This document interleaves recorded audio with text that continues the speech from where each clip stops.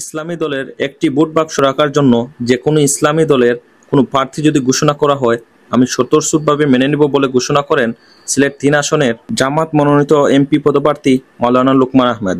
ন্যায় ইনসাফ ভিত্তিক সমাজ গড়ার লক্ষ্যে তিনি আহ্বান জানান ইসলামী ঐক্যের।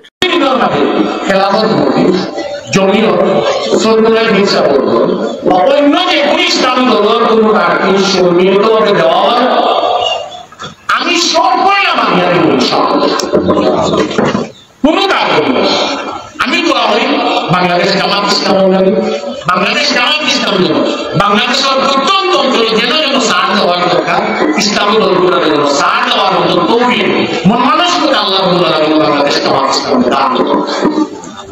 এর জন্য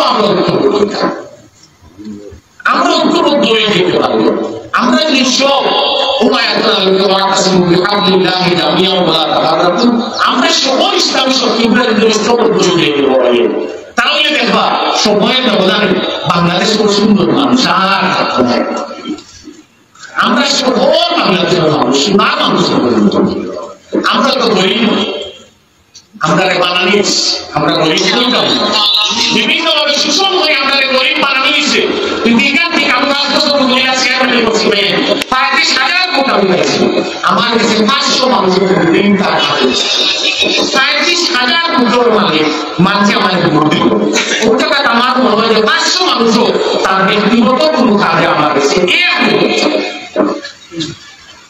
তাহলে এই দেশের মানুষ করতে চায় আমার কান্দাকে আপনার কান্দাকে হে একটু মায়া হে একটু সম্মান। আর আমি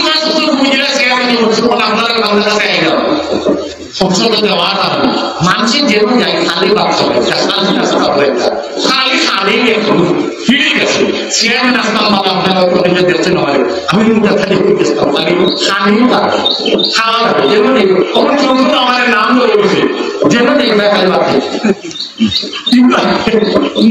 খালি খাওয়া লাগে খালি খাওয়া লাগে কিন্তু মাত্র ভাইয়া এটাই সব মানুষ কত সুন্দর গেলে বা গেলে বা বই লিখতে পারে।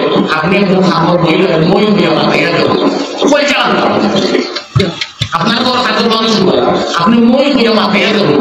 আমি একবার জেলে গেছিলাম, আমার কাজের আমার বই লিখতে তারা একদিন আমরা যেমন বাড়ি ঘুরে আমরা ঠাকুর মার